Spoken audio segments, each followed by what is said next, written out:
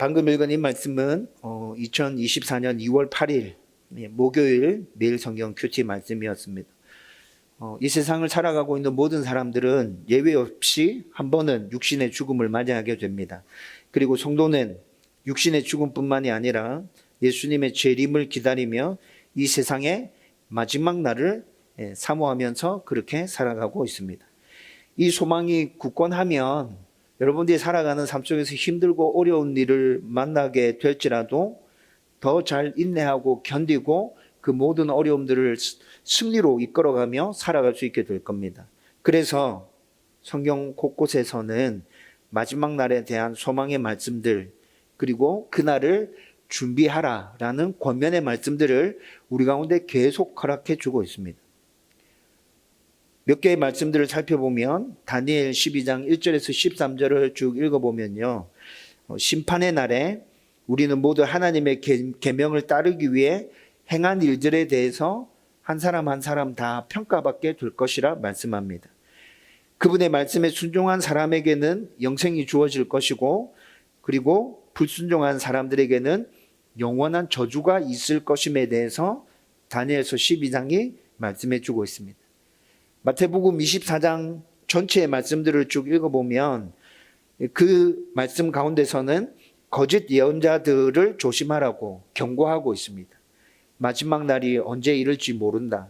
마지막 날에 거짓 선지자들이 굉장히 많이 일어나게 될 거야. 그 사람들의 말에 귀를 기울이지 말고 스스로 준비하고 스스로 하나님을 더 온전히 섬기고 믿기 위하여 그렇게 열심히 몸부림치라고 마태복음 24장이 말씀하고 있습니다. 디모데후서 3장 1절과 5절 말씀을 쭉 읽어보면요, 마지막 날이 임했을 때 인류 가운데 나타날 가시적인 징조에 대해서 쭉 설명해 주고 있습니다. 마지막 때가 이르면 이런 일들이 현실의 세계 가운데, 너희들이 살아가는 그 삶 가운데 일어나게 될 거야. 요한계시록 1장 3절 말씀 보면 성도는 하나님의 말씀을 듣고 그의 뜻을 따라야지만 마지막 날을 지혜롭게 대비하며 살아가는 것이다. 요한계시록 1장 3절에서는 이렇게 권면해 주고 있어요. 여러분, 이렇게 성경 곳곳에 마지막 날에 대해서, 예수님 다시 오셔서 심판하실 그날에 대해서 참 많은 말씀들을 해주고 있죠. 여러분, 오늘 우리가 읽은 이 말씀도 그 말씀들 가운데 하나입니다. 오늘 말씀은 더 분명하고 정확하게 주의 길을 예비하라고 명하고 있습니다. 성도가 마지막 날을 소망하고 있다면, 예수님 다시 오실 그날을 소망하고 기대하고 있다면, 그러면 그날을 준비하면서 살아가는 건 너무나도 당연하죠. 그날을 소망하고 있어요. 그날이 빨리 왔으면 좋겠어요 말하는데 그날을 맞이할 준비를 전혀 하지 않고 살아가는 성도라면 그 마지막 날에 대한 소망과 기대가 진짜인지 확인해 볼 필요가 있습니다.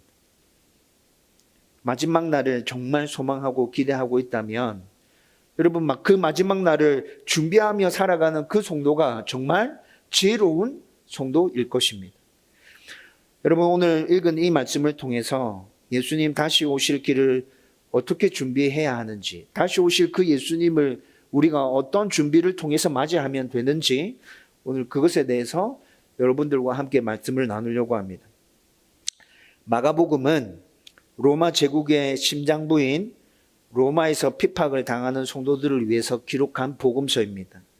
여러분, 이 당시에 로마의 황제는 여러분들이 그토록 잘 알고 있는 네로 황제였습니다. 네로가 AD 64년부터 기독교인을 대대적으로 핍박하기 시작하거든요. 여러분, 그 핍박의 원인은 로마에서 있었던 대화재가 원인이었습니다. 기독교인들이 그 화재를 일으킨 게 아닌데 네로는 그 화재의 원인이 기독교인들에게 있다 규정하고 기독교인들을 대대적으로 핍박하기 시작하죠. 여러분, 이 박해로 인해서 마가의 영적 아버지, 마가복음을 기록한 마가의 영적 아버지 베드로가 AD 64년에 네로의 핍박 가운데 순교합니다. AD 67년에는 바울이 순교합니다. 여러분, 이런 과정을 거치는 중에 AD 67년에서 68년 사이에 마가복음이 기록되어졌다. 학자들은 이렇게 얘기합니다. 여러분, 그렇다면 이 마가복음은 로마가 그렇게 극심한 핍박을 받고 있는 중에 기독교인들에 대한 핍박이 그렇게 자행되고 있는 중에 마가복음이 기록되어졌다는 것이죠. 여러분, 그렇다면 박해와 고난 가운데 있는 성도들에게 어떻게 말해야 참 위로가 될까요? 마가는 지금 로마에서 그렇게 아주 처참한 핍박과 박해를 당하고 있는 그 성도들을 향해서 지금 마가복음을 기록하고 있는 거라고요. 여기에 도대체 어떤 내용을 실어야 그들에게 진정한 위로가 될까요? 소망이 될까요?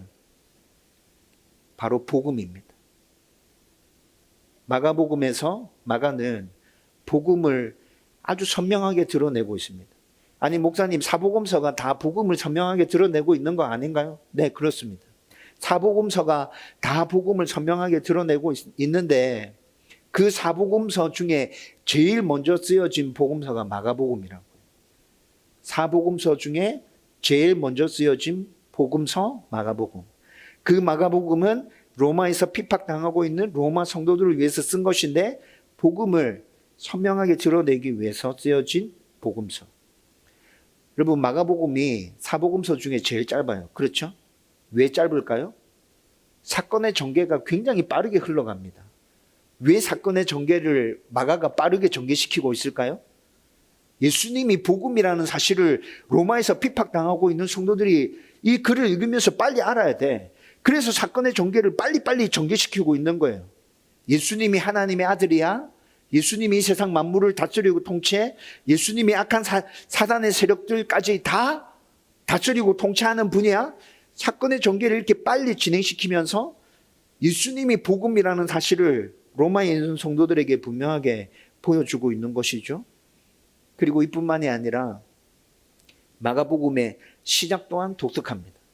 조금 뒤에 말씀드릴 건데 소름껴긴 어떤 내용이 없어요. 그냥 바로 복음으로 해서 마가복음이 시작되고 있어요. 여러분, 오늘 우리가 읽은 1절 말씀에서도 복음이라는 단어가 딱 등장하죠. 1절 말씀에서 벌써 복음이라는 단어가 딱 등장했어요. 그런데 이때 이 당시에 복음이라는 이 단어는 예수님을 가르치면서 사용됐던 단어가 아닙니다. 이때 이 당시 복음이라는 단어가 분명히 사용되고 있었는데 그 복음이라는 단어는 로마 황제를 향해서 사용되어지고 있었어요. 로마 황제가 우리에게 기쁜 소식이야. 로마 황제가 신의 아들이야. 여러분, 사람들 사이에 복음이라는 단어가 로마에서는 그렇게 사용되어지고 있었다고요. 로마 제국의 황제 아우구스투스의 생일을 기념하기 위해서 만든 비석이 있습니다. 그 비석에 비문이 적혀져 있죠. 그 비문의 내용에 이런 글귀가 새겨져 있습니다. 신의 생일은 그로 말미암아 세상을 위한 복음의 시작이었다. 여기서 신의 생일은 누구죠? 아우구스투스를 얘기하는 거예요. 신의 생일은 그로 말미암아 세상을 위한 복음의 시작이었다. 아우구스투스가 신이고 그 신이 이 세상의 복음이다. 지금 비문에 그렇게 적혀 있다는 거죠. 여러분, 이 글귀뿐만이 아니라 그 비문에 아주 긴 문장의 글이 적혀져 있는데 그 글귀를 쭉 읽어 내려가 보면 이런 글귀도 등장한답니다. 신의 아들 카이사르의 정보. 카이사르, 지금 로마 황제 얘기하고 있는 거죠. 로마 황제가 지금 누구라고 얘기하고 있는 거예요? 신의 아들. 신격화 시켜서 이렇게 얘기하고 있어요. 그리고 또 쭉 읽어 내려가다 보면 신의 아들 황제 아우구스투스라는 글귀도 또다시 등장합니다. 여러분, 이때 이 당시 복음이 이렇게 쓰여지고 있었어요. 로마 황제가 복음이었고 신의 아들이라고 칭하면 누구를 말하는 거예요? 로마 황제를 얘기하는 거예요. 여러분, 그런데 오늘 본문 1절은 하나님의 아들 예수 그리스도의 복음의 시작이라고 말씀하고 있습니다. 마가는 지금 마가복음을 이렇게 시작하고 있어요. 이 말은 로마 황제가 복음이 아니라는 말입니다. 로마 황제 복음 아니야. 하나님의 아들 예수가 복음이며 그 예수가 복음의 시작이야. 여러분, 지금 마가는 마가복음을 시작하면서 고난당하고 핍박당하고 있는 그 로마 성도들을 향해서 이 문장을 선포하면서 이 마가복음을 시작하고 있다고요. 예수 그리스도를 믿는 믿음 때문에 고난을 당하고 죽임을 당하고 많은 성도가 환난을 당하고 있습니다. 이때 마가는 하나님의 아들 예수 그리스도께서 이 땅에 오셨다고 선포하고 있습니다. 이 땅에 오신 예수님은 로마의 황제처럼 섬김을 받기 위해서가 아니라 정반대로 섬기기 위해서 오셨다. 그 섬김의 핵심은 자신의 목숨까지 많은 사람들의 대속물로 내어주시는 섬김이었다. 그분이 예수님이다. 그분이 우리의 구원자이시다. 마가는 지금 1절 한 절에서 이 내용을 다 담아서 선포하고 있는 거예요. 여러분, 마가가 선포하는 이 1절의 내용이 이것이 바로 모든 사람에게 소망이 되는 온전하고 완전한 복된 소식, 굿뉴스, 복음입니다. 이런 내용을 분명하게 선포하기 위해서 마가복음은 다른 복음서와 다르게, 전혀 다르게 처음이 시작되고 있다고 말씀드렸죠. 서론격의 내용이 없어요. 마태복음은 서론을 어떻게 시작하고 있죠? 예수님의 족보로 시작하고 있습니다. 누가복음은 누가복음을 기록하게 된 취지에 대해서 설명하면서 누가복음을 시작하고 있거든요. 서론의 성격이 분명히 드러나죠. 요한복음은 예수님이 태초부터 계신 말씀이었고 그 말씀이 인간이 되셨다라고 선언하면서 그 인간이 되신 예수님에 대해서 조금 설명해 주면서 서론을 시작하고 있어요. 이렇게 다른 복음서는 다 서론의 성격을 지니고 있는 처음의 내용들이 등장하고 있는데 마가복음은 그렇지 않습니다. 예수님의 족보도 탄생도 성육신도 다른 마가복음을 기록하게 된 취지 이런 거 전혀 기록 없이 바로 복음을 선포하고 그 복음이 예수님이셨음을 선언하면서 예수님에 대한 설명으로 마가복음이 시작되고 있다고요. 여러분, 마가복음이 이렇게 시작되고 있기 때문에 우리는 1절을 좀 더 주목해서 살펴봐야 될 필요가 있습니다. 여러분, 오늘 우리가 읽었던 1절 말씀은 분명히 하나님의 아들 예수 그리스도의 복음의 시작이라 이렇게 선언하면서 1절이 시작하고 있죠. 여러분, 여기서 지금 마가는 복음이 무엇인지에 대해서 로마에서 핍박당하고 있는 성도들을 향해서 분명히 선포하고 있는 것입니다. 마가가 얘기하는 복음 무엇입니까? 1절의 내용을 가지고 살펴보면 복음은 첫째, 예수님이 하나님의 아들이심을 아는 것이 복음입니다. 예수님이 하나님의 아들이심을 아는 것, 믿는 것, 이것이 복음이라고요. 여러분, 1절에 딱 나타나잖아요. 예수님은 그냥 사람이 아니에요. 사람의 몸을 입고 이 땅에 오셨죠. 그런데 마가는 그 예수님을, 사람이신 예수님을 지금 뭐라고 선포하고 있는 거예요? 하나님의 아들 예수 그리스도. 여러분, 이렇게 선포하고 있어요. 그냥 사람 아니야. 사람으로 이 땅에 오신 거 맞아. 그런데 그분은 그냥 사람 아니야. 하나님의 아들이셔. 여러분, 마가가 지금 이걸 선포하고 있다는 것이죠. 그리고 11절 말씀을 보면 예수님이 세례받고 물에서 올라오실 때, 오늘 읽지는 않았는데 예수님이 세례를 받고 물에서 올라오실 때 하늘에서 음성이 들립니다. 하늘로부터 소리가 나기를 너는 내 사랑하는 아들이라 내가 너를 기뻐하노라 하시니라. 여러분, 1장 11절에 나타나는 이 말씀은 지금 누가 들려주시는 말씀이죠? 하나님이 예수님을 향해서 하나님이 지금 들려주시는 내용이죠. 마태복음 16장 16절에 가보면 베드로의 신앙 고백이 나옵니다. 그 유명한 베드로의 신앙 고백. 베드로가 뭐라 고백합니까?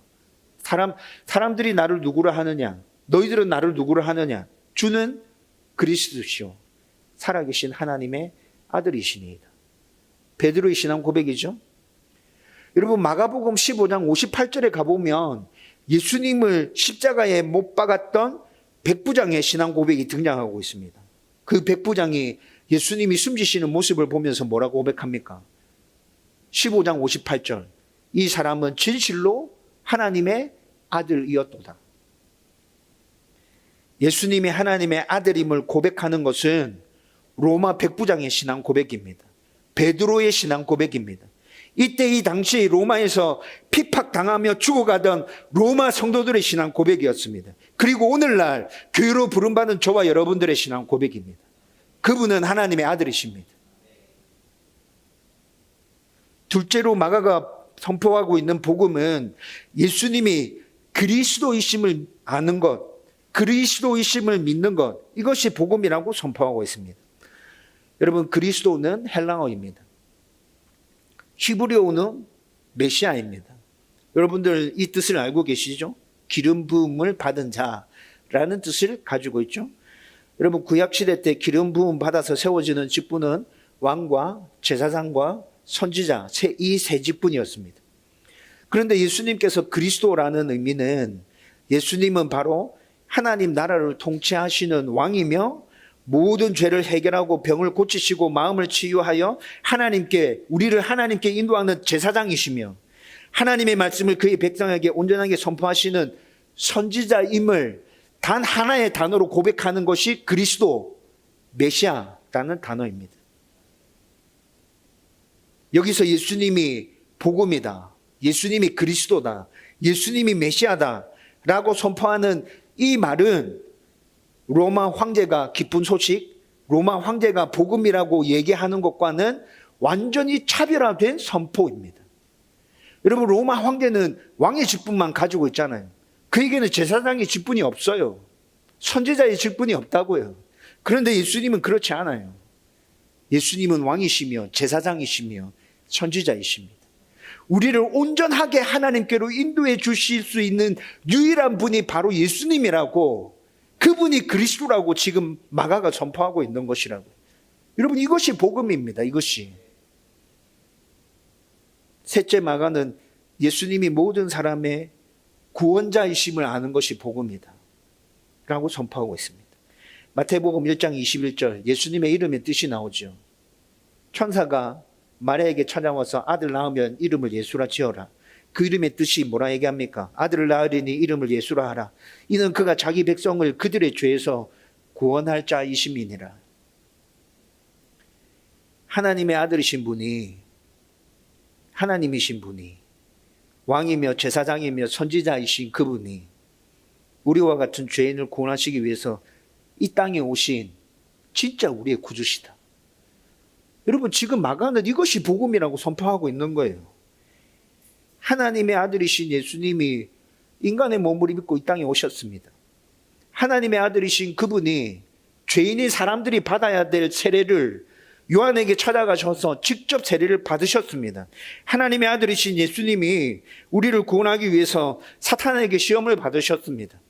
하나님의 아들이신 그분이 지키지 않아도 될, 인간이 지키지 못한 그 율법을 몸소 지키시면서 완벽하게 하나님의 요구를 다 이루어 주셨습니다.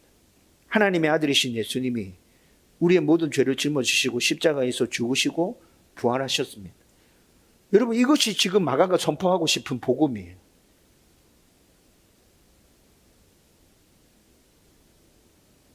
이렇게 마가는 1절의 한 절의 내용을 가지고 그가 선포하고자 하는 복음의 내용이 무엇인지 아주 선명하게 드러내고 있습니다. 그리고 난 다음에 2절과 3절 말씀을 쭉 풀어내면서 복음이니 예수님이 오실 길을 예비한 자가 있다. 바로 세례 요한이다. 세례 요한이 복음이니 예수님이 오실 길을 미리 예비하고 있었어. 7절에 세례 요한에 대해서 세례 요한이 이렇게 얘기하죠. 7절에 그는 나보다 능력이 많으시다. 내 뒤에 오실 이가 있는데 그는 나보다 능력이 많으시다 라고 설명하면서 회개와 믿음에 대해서 세례 요한이 선포하고 있습니다. 여러분 세례 요한은 사람의 몸을 입고 이 땅에 오셔서 구원자로 사역하실 예수님의 길을 이렇게 준비하고 예배하고 있었다고요. 그리고 세례 요한이 잡힌 후에, 세례 요한이 감옥에 갇히고 난 이후에 예수님의 본격적인 공생애가 시작되면서 예수님이 직접 복음을 선포하십니다. 세례 요한이 선포한 그 복음, 예수님이 선포한 그 복음 똑같습니다.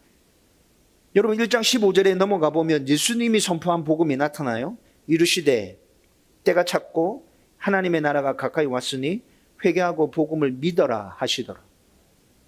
여러분 1장 15절에 나타난 이 복음은 예수님이 선포하신 복음이에요. 7절에 나타나는 복음은 세례 요한이 선포한 복음이에요. 그런데 7절과 12절을 가만히 들여다보면 똑같은 복음이 선포되고 있다는 걸 알 수 있어요. 예수님이 복음이구나. 그리고 그 복음에 합당한 반응으로 따라와야 될 게 뭐라고 얘기하고 있어요? 회개와 믿음. 세례 요한도 회개와 믿음이 복음에 합당한 반응으로 따라와야 돼. 예수님도 복음에 합당한 반응으로 내가 복음인데 나를 온전히 믿고 따르길 원한다면 그에 대한 합당한 반응으로 회개한 믿음이 너희들 모습 가운데 있어야 돼. 여러분, 지금 똑같은 복음을 세례요한과 예수님이 통일하게 선포하고 있다는 것이죠. 이렇게 말씀을 살펴보면 분명하게 드러나는 것이 있죠. 2절과 3절에서 설명하고 있는 것처럼 세례요한은 정말 예수님께서 오실 길을 잘 준비하고 있었구나. 여기까지 말씀을 이렇게 살펴보고 이렇게 말씀을 묵상하면서 세례요한이 왜 예수님이 오실 길을 이렇게 예비하고 있는지 이해가 되죠. 예수님이 복음이고 지금 로마에서 핍박당하고 있고 고난당하고 있는 성도들에게 이 복음이 가장 큰 위로가 될 것이고, 그래서 세례요한은 이 사실을 이미 예전부터 알고 있었고 예수님이 복음임을 로마에서 살아가고 있는 그 성도들뿐만이 아니라 오고 오는 모든 사람들이 이 사실을 알면 좋겠다는 생각을 가지고 세례요한은 그렇게 예수님이 오실 길을 준비하고 있었다는 것이죠. 그런데 서론에서 말했듯이 예수님이 승천하신 후에 이 땅에서 살아가는 모든 성도는 예수님의 재림을 기다리고 있습니다. 저와 여러분들은 예수님의 재림을 기다리고 있죠. 그렇다면 예수님이 승천하시고 난 후 살아가는 모든 성도들도 예수님이 다시 이 땅에 오실 그 길을 예비해야 되지 않겠습니까? 그래, 세례요한이 예수님이 오실 길을 이렇게 예비했다면, 그리고 세례요한의 이 사역 덕분에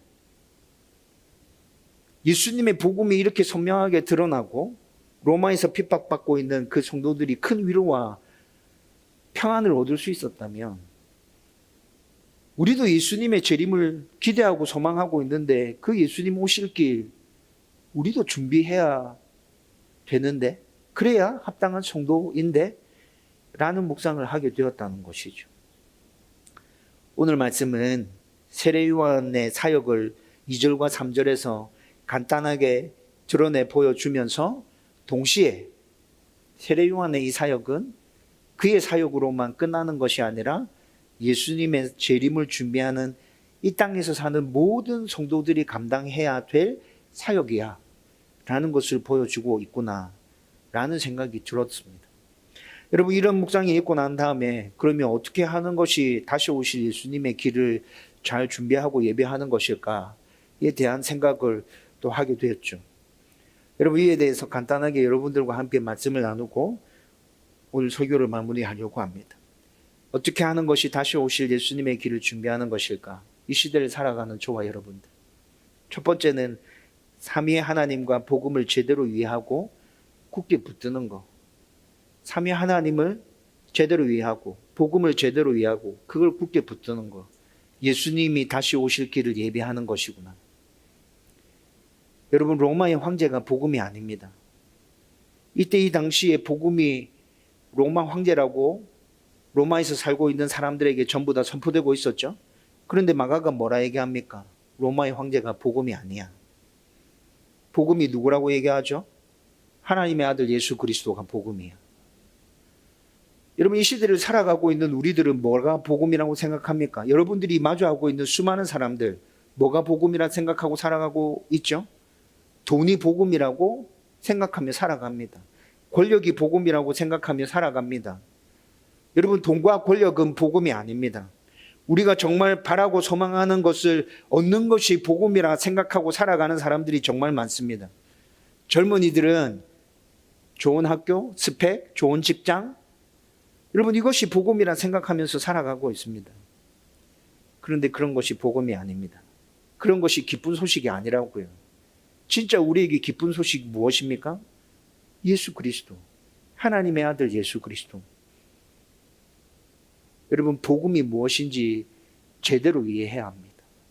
복음이 무엇인지 제대로 붙들어야 합니다.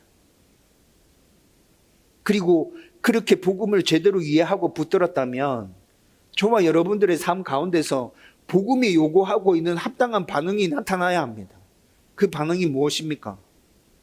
회개와 믿음입니다. 하나님의 말씀에 온전히 순종하며 살지 못했던 나의 모습을 살펴보면서 안타까워하는 마음이 저와 여러분들 가운데 있어야 합니다. 100% 순종하지 못한다 할지라도 끊임없이 하나님의 말씀에 순종하기 위한 몸부림이 치열하게 저와 여러분들의 삶 속에서 있어야 한다. 그 모습이 비로소 나타날 때 우리는 복음에 대해서 제대로 이해하고 있는 것이고 복음을 제대로 붙들고 있는 것이라고. 말만 하면 뭐합니까? 말만 하면. 나 예수님 믿고 있어요. 나 하나님 사랑해요. 말만 하면 그게 다입니까? 그게 복음입니까? 복음이 무엇인지 깊이 생각하고 바른 복음을 굳게 붙들어서 예수님 다시 오실 길을 준비하는 저와 여러분들 되기를 주님의 이름으로 축원드립니다. 두 번째는 내가 복음을 바로 이해하고 그 복음을 온전하게 붙들었다면 그 다음에는 가족에게 바른 복음을, 바른 신앙을 전수하고 각자의 삶에서 말씀에 순종하는 삶을 살아내야 합니다. 여러분, 복음, 기쁜 소식이라는 뜻이죠. 그런데 이 기쁜 소식, 이 복음을 정말 이것이 값지고 기쁜 소식이라는 걸 나만 알고 나만 소유하고 있습니다. 사랑하는 가족들에게 말해주지 않습니다. 여러분, 그 사람 진짜 복음을 제대로 깨달았다고 말할 수 있을까요? 여러분들이 복음을 제대로 붙들고 제대로 이해했다면 그 다음에 자녀들에게 신앙을 전수해 주십시오. 여러분, 자녀들에게 신앙을 전수하는 것 되게 어렵고 힘든 일이라고 생각하는 분들이 되게 많은 것 같아요. 여러분, 자녀들에게 신앙을 전수할 때 완전하고 완벽하게 여러분들이 모든 복음을 다 보여야 된다고 생각하면 그거 할 수 없어요. 불가능한 일이에요. 그렇죠? 제가 제일 좋아하는 단어가 무슨 단어? 어떤 단어입니까? 몸부림이라는 단어죠. 여러분들이 자녀들에게 보여줘야 될 모습은 무엇입니까? 완전하고 완벽한입니까? 하나님의 말씀을 완전하게 지켜내는 부모, 내가 그런 부모가 돼야 우리 자녀들에게 신앙을 전수할 수 있을 거야 라고 생각하시나요? 여러분, 그렇게 생각하고 계시다면 여러분 절대로 자녀들에게 신앙을 전수해 줄 수 없습니다. 하나님이 부모에게 요구하시는 건 하나님을 사랑하기 위해서 끊임없이 노력하는 모습들, 그 말씀을 붙들고 순종하기 위해서 치열하게 몸부림치는 그 모습들입니다. 자녀들 압니다. 그런 모습들이 계속 나타나고 있으면 우리 아빠, 우리 엄마가 하나님 진짜 사랑하구나. 예배를 정말 소중하게 생각하고 있구나. 삶 속에서 잘 안 될 때 진짜 마음 아파하구나. 여러분, 자녀들이 안다고요. 여러분, 그런 모습들을 보고 자라난 자녀들이 자연스럽게 그 부모의 신앙을 물려받게 되는 거예요. 그 부모의 몸부림을 물려받게 되는 것이라고요. 여러분들 가족들 중에, 친지들 중에 불신 가족이 있습니까? 여러분, 기회가 생길 때마다 그분들에게 복음을 전해 주십시오. 여러분, 불신 가족들이 있을 때 신앙생활 하면서 굉장히 부담을 많이 느끼는 성도들 계속 접하고 있거든요. 여러분, 그래서 가족 전도를 한번 진행하면서 제가 여러분들에게 보여드렸던 영상 중에 김인중 목사님의 영상이 있었습니다. 기억나십니까? 김인중 목사님. 매일마다 자기가 전도해야 될 그 친지와 가족들을 위해서 이름을 불러가면서 기도하시는 그 김인중의 목사님의 간증을 여러분들에게 영상으로 보여드렸잖아요. 40년 동안 매일 그렇게 기도하면서 자기 친지들, 자기 가족들 전부 다 예수 믿게 되고 보살이었던 누님까지 예수 믿게 되고, 여러분 그 영상에서 여러분 그런 간증의 내용들 우리 다 같이 봤잖아요. 그렇죠? 여러분, 부담이 있다면, 친지와 가족 전도에 대한 부담이 있다면 여러분 기도하는 일을 포기하지 마십시오. 매일 아침 이름을 불러가며 그 사람이 예수 믿기를, 하나님 예수 믿었으면 좋겠습니다. 이 사람이 하나님을 알았으면 좋겠습니다. 복음을 제대로 알았으면 좋겠습니다. 하나님 은혜 주십시오. 하나님 은혜 주십시오. 끊임없이 기도해 가십시오. 복음이 강력하게 전해지길 바라고 계시다면 내 가족들에게, 내 자녀들에게, 내 친지들에게 복음이 강력하게 전해졌으면 좋겠다라는 소원을 가지고 계시다면 더 열심을 내어서 말씀에 순종하기 위해서 몸부림치십시오.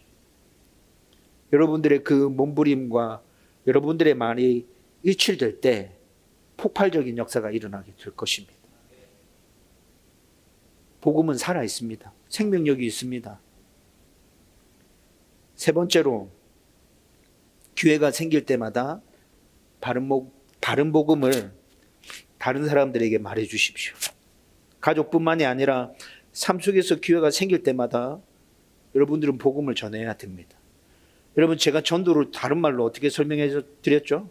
전도하는 걸 예수님 자랑, 예수님 자랑.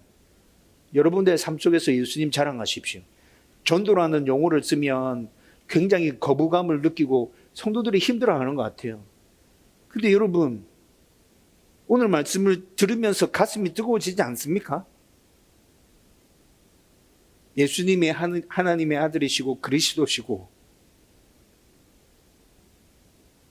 나에게 생명을 줄 수 있는 진정한 복된 소식, 복음이다. 여러분, 이 말을 들으면서 가슴이 뜨거워지지 않나요? 예수님을 자랑하고 싶은 그 마음이 일어나지 않습니까? 여러분, 기회가 생길 때마다 여러분들이 만나는 모든 사람들에게 예수님을 말해 주십시오. 나는 하나님 때문에 힘이 난다. 나는 예수님 때문에 소망이 있다. 나는 하나님께서 주시는 그 평안함 가운데 모든 어려움들을 잘 견디고 이겨내고 있다. 여러분들의 삶의 모습에서 그런 모습이 드러나는 상황에서 그 말이 선포되어진다면 제가 방금 말씀드렸던 것처럼 그 말에 엄청난 폭발력이 상대에게 전달되게 될 겁니다. 여러분, 저는 매주일마다 목요일마다 나가서 전도하는 거 정말 중요한데 여러분, 그것과 함께 동시에 여러분들의 삶 속에서 이런 복음의 증거가 나타나기를 간절히 소망하고 여러분들의 모든 삶들을 여러분 이렇게 축복해 드리고 싶습니다.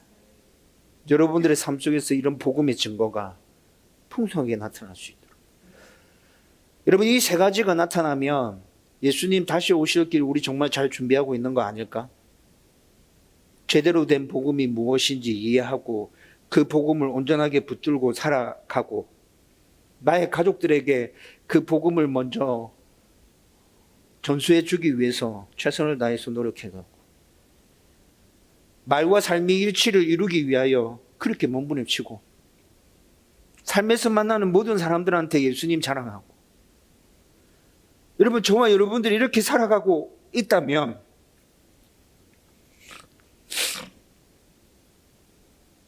다시 오실 그 예수님의 길 우리가 정말 잘 준비하는 거잖아요. 저와 여러분들이 이렇게 예수님의 길을 준비할 수 있기를 주님의 이름으로 축원드립니다. 이제 말씀을 정리하려고 합니다. 저와 여러분들이 하루하루의 삶에서 다시 오실 그 예수님을 진심으로 소망하고 갈망할 수 있었으면 좋겠습니다. 하나님의 영광을 온전히 드러내고 그분의 나라를 우리의 삶 속에서 굳게 세우면서 살아갈 수 있었으면 좋겠습니다. 다시 오실 그 예수님에 대한 소망함이 있어서 저와 여러분들이 정말 이런 삶을 살기를 원한다면 복음을 제대로 이해하십시다. 그 복음을 제대로 붙듭시다. 우리 자녀들에게, 우리 가족들에게, 내 친지들에게 먼저 그 복음을 전수해 주기 위해서 최선을 한번 다해 보십시다. 끈질기게 들러붙어서 포기하지 않고 계속 그분들의 이름을 부르며 기도하고 그분들에게 삶으로 하나님이 나의 좋으신 아버지 되심을 보여주십시다. 포기하지 않고 꾸준히 이렇게 몸부림치며 저와 여러분들의 삶을 최선을 다해 살아간다면 우리를 통해서 다시 오실 그 예수님의 길이 잘 준비될 것입니다. 이런 역사가 우리의 삶 가운데서 일어나기를 주님의 이름으로 축원드립니다.